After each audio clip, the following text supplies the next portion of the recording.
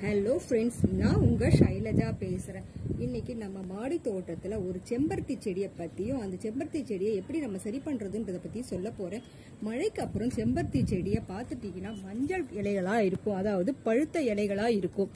இப்படி பழுத்து இருக்கும் இலைகளெல்லாம். அந்த பழுத்து இருந்த இலைகளெல்லாம் நம்ம அதை சரி பண்ணி அந்த செடியை நல்ல உயிருள்ள செடியாக மாற்றுறதுக்கு தான் இப்போ நான் என்ன செய்யறதுன்றது உங்களுக்கு சொல்ல போகிறேன். முதல்ல இந்த பழுத்த இலைகளை எல்லாத்தையும் பறிச்சிடுங்க. அப்படி பறிச்சுட்டு செடியை கம்பு மாதிரி வச்சா கூட பரவாயில்ல. மழைக்கு அப்புறம் செடிகள் நல்லாவே துளுத்து வரும். முதல்ல இந்த பழுத்த இலை, மஞ்சள் கலர் இலை, இலையில இருக்கிற ஒரு மாதிரி ப்ரௌன் கலராக இருக்கு பாருங்க, அந்த இலைகளை எல்லாத்தையும் பறிச்சிடுங்க. ஏன்னா இது மற்ற இலைகளுக்கு பரவிடும். அதனால அந்த மாதிரி எல்லா இலைகளையுமே பறிச்சிடுங்க. நான் இப்போ சொல்றது இந்த செம்பருத்தி செடிக்கு மட்டும்தான் நான் சொல்கிறேன். இந்த உரத்தை நீங்கள் பயன்படுத்துங்க. ஒவ்வொரு செடிக்கும் ஒவ்வொரு உரத்தை நான் உங்களுக்கு ஒவ்வொரு வாரம் சொல்லிட்டு வரேன். அதை பற்றி ஃபாலோ பண்ணுங்க. அப்படி செஞ்சீங்கன்னா உங்கள் செடி நல்லாவே வளரும், நிறைய பூக்களும் கொடுக்கும். இப்போ மழைக்கு அப்புறம் இந்த செடிகளில் இருக்கிற இலைகள் எல்லாம் நம்ம கிளியர் பண்ணிட்டு மஞ்சள் இலைகள், பழுத்த இலைகள்லாம் எடுத்துட்டோம். அதுக்கப்புறம் இதுக்கு நம்ம என்னென்ன உரம் கொடுக்க போறோம்னு முதல்ல இந்த பழுத்த இலை வர்ற காரணம் இதுக்கு இரும்பு சத்து குறைவு. அதாவது மழையினால மண்ணில் இருக்கிற தண்ணியிலோட சேர்ந்து சத்துக்கள் எல்லாம் நமக்கு வெளியேறிட்டு இருக்கும். அதனால நம்ம திருப்பியும் அந்த செடிக்கு சத்துக்கள் கொடுக்கணும். இது மாடி தோட்டத்தில் இருக்கிறதுனால நமக்கு நம்ம கொடுக்குற சத்துக்கள் தான் அந்த மண் தொட்டிக்குள்ள இருக்கும், அதாவது அந்த மண் கலவையில இருக்கும். அதே நீங்க தரையில வச்சிருந்தீங்கன்னா மண்ணில் இருக்கிற சத்துக்கள் தானாவே அந்த செடிகளுக்கு ஏறிடும். ஆனா இந்த மாதிரி மாடி தோட்டத்துல வைக்கும் போது நம்ம கொடுக்குற சத்துக்கள் தான். அதனால மாசம் ஒரு தடவை கண்டிப்பா நம்ம ஏதாவது ஒரு சத்துக்களை அந்த செடிகளுக்கு கொடுக்கணும். அதுவும் மழை முடிஞ்சதுக்கு அப்புறம் தண்ணிகள் நிறைய நின்றுட்டு செடியெல்லாம் வேரெல்லாம் ரொம்ப ஈரப்பசையோட இருக்கும். அந்த மாதிரி நேரத்துல நீங்க நல்ல உரத்தை கொடுக்கணும். இந்த மஞ்சள் இலைகள் வர்றதுக்கு காரணம் இரும்பு சத்து குறைவு. அப்போ நம்ம செய்ய வேண்டியது, நம்ம வீடுகளில் என்ன பொருள் இருக்கோ அதை வச்சுதான் உங்களுக்கு நான் சொல்ல போறேன். கடைகளில் கூட இந்த இரும்பு சத்து குறைவானதுக்கு செடிகளுக்கு உரங்கள் எல்லாம் கொடுப்பாங்க. ஆனால் அது வேண்டாம். இதுவே நல்ல கரெக்டாக பயன்படுது. அதுவே நமக்கு நல்ல யூஸ் ஆகிருக்கு. அதுதான் சொல்றேன். முதல்ல இரும்பு சத்து குறைவுன்னு சொல்லும்போது நம்ம வீட்டில் துரு பிடிச்ச கம்பி, ஆணி இந்த மாதிரி பொருள் எல்லாம் வீட்டில் இருந்துச்சுன்னா அதை நல்லா தண்ணியில் போட்டு ஊற வச்சிருங்க.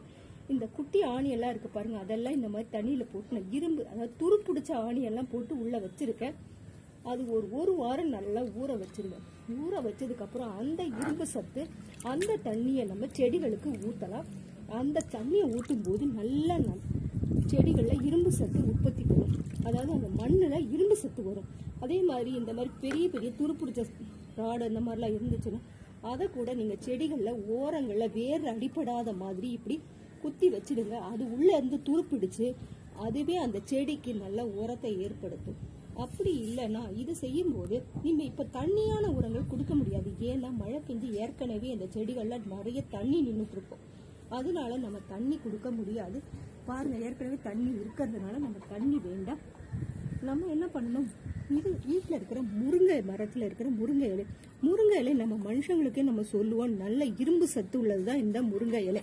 இந்த முருங்கை இலையை நல்லா பழுத்த இலையாகட்டும் பச்சை இலையாகட்டும் எதுவா இருந்தாலும் சரி, அந்த இலையை எல்லாமே பறிச்சு இந்த செடியில சுத்தி நீங்க போட்டு விடுங்க. அது நல்ல ஒரு இரும்பு சத்து உள்ளதுதான். அதை நல்லா போட்டு விடுங்க. இதோட குச்சிகளை கூட போடலாம். ஏன்னா எல்லாத்துலயுமே இரும்பு சத்து. நம்ம மனுஷங்களுக்கே இது அவ்வளவு நல்ல சத்துள்ள பொருள்னு சொல்லுவாங்க. அதனால இந்த செடியும் நம்மள மாதிரி தான். அதுக்கு என்னென்ன சத்து தேவைன்றத ஒவ்வொரு இடத்துக்கும் பார்த்து எந்த பொருள் அது வீக்கா இருக்கோ அதை நம்ம அதுக்கு கொடுத்து வந்தோம்னா அந்த சத்துக்கள் நல்ல உற்பத்தி ஆகும். அதுக்கப்புறம் மண், ஏற்கனவே இருந்த மண் எல்லாம் இதுல இருந்து சத்துக்கள் போனதுனால இப்ப புதிய மண்ணை நம்ம போட போறோம். அந்த புது மண்ணில் பாருங்க, மாட்டுச்சாண உரம், ஆட்டு உரம் இப்படி எல்லாம் கலந்ததா பார்த்து நான் வாங்கி இருக்கிறேன். அதை தான் நான் இப்போ செடியில போட போறேன். அது நல்ல சத்துக்களை கொடுக்கக்கூடியது. ஆனா செம்பருத்தி செடிக்கு நிறைய செம்மண் கலந்து போடுங்க. செம்மண்ல கூட நல்லா செடி நல்லா வளரும். இந்த இந்த உரங்கள் எல்லாம் கொடுத்துட்டு அடியில அந்த இரும்பு சத்துள்ள இரும்பு ராடு, அதுக்கப்புறம் முருங்கை இலையெல்லாம் போட்டு அடியில வச்சுட்டு மேலே இந்த மாதிரி நல்லா போட்டு மூடி விட்டுடுங்க. அந்த உரங்கள் எல்லாம் மக்கி நம்ம செம்பருத்தி செடிக்கு நல்ல ஒரு சத்துக்களை அது கொடுத்துடும். இப்படி நீங்க மாசத்துல 2 வாட்டி, அதாவது மழைக்கு அப்புறம் உங்க மர செடிகள் பழுத்த இலைகள் வந்தா மட்டும் இந்த மாதிரி நீங்க செஞ்சீங்கன்னா உங்க செடி பாருங்க, நான் ஏற்கனவே ஒரு தடவை செஞ்சிருக்கேன். இப்ப பாருங்க இதுல எவ்வளவு அழகான புது துளிர்கள் வந்திருக்கு பாருங்க. இது ஒரு 15 நாளைக்கு முன்னாடி நான் ஒரு வாட்டி ட்ரை பண்ணேன். இப்போ பாருங்க புது துளிர்கள் வர ஆரம்பிச்சிருக்கு. இனிமேல் இந்த பழைய துளிர்கள் எல்லாம் போயிட்டு நல்ல அழகான பச்சை பசேன்னு இப்படி புது துளிர்கள் வர ஆரம்பிச்சிருக்கு. கீழே பாருங்க, உங்களுக்கே தெரியும். அடியில் இங்கே பாருங்க, இங்கே எல்லாம் புது துளிர் வந்திருக்கு பாருங்க. இந்த மாதிரி புது துளிர்கள் வர ஆரம்பிச்சிடும். உங்கள் செடியும் இந்த மாதிரி நல்ல அழகாக புது துளிரோட நல்ல சத்துள்ள செடியாக வளரணும்னா நான் சொன்ன இந்த 2-3 டிப்ஸை நீங்கள் பயன்படுத்துங்க. செலவில்லாமல் வீட்லேயே இருக்கிற பொருளை வச்சு நம்ம செய்யறதுனால உங்கள் செடிக்கும் நல்லது, உங்களுக்கும் செலவுகள் மிச்சம். பாருங்கள், என் சேனலை நான் சொன்ன மாதிரி சில விஷயங்களை ட்ரை பண்ணுங்கள். என்னோட சேனலை பாருங்கள், லைக் பண்ணுங்கள், ஷேர் பண்ணுங்கள், சப்ஸ்கிரைப் பண்ணுங்கள். ஃபேஸ்புக்லையும் இன்ஸ்டாகிராம்லையும் ஃபாலோ பண்ணுங்கள். என்றும் உங்களிடமிருந்து விடை பெறுவது உங்கள் ஷைலஜா.